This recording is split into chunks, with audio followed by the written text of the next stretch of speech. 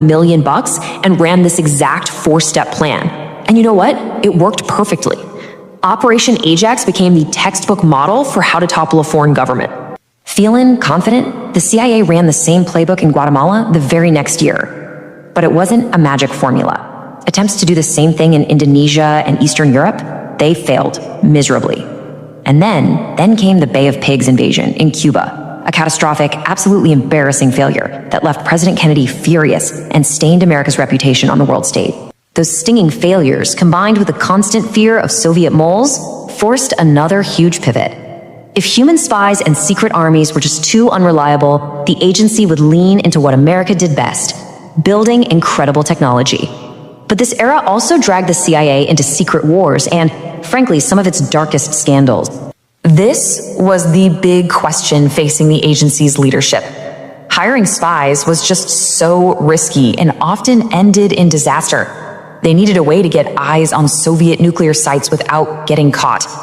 The answer wasn't a person, it was a machine. The answer was the U-2 spy plane. I mean, this thing was a technological marvel. Basically a jet-powered glider with a super high-tech camera that could fly at 70,000 feet. The Soviets could see it on their radar, they knew it was there, but they couldn't touch it. For years, the U-2 just cruised over the USSR, snapping pictures of military sites with total impunity. But the agency's search for an edge wasn't limited to the skies.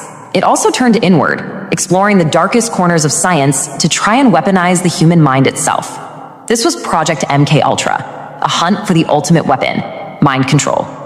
The CIA actually experimented on unwitting American citizens, using LSD and psychological torture, trying to create Manchurian candidates, assassins who wouldn't even remember what they'd done.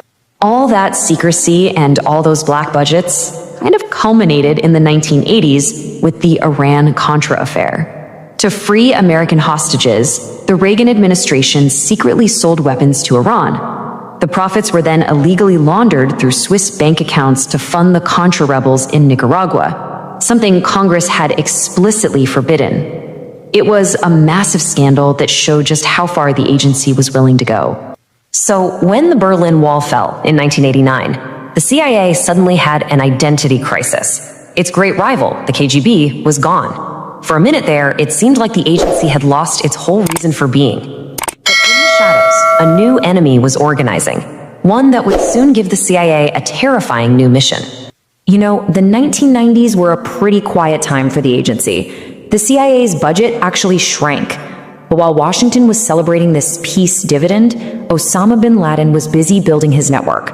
A series of attacks on US targets kept escalating.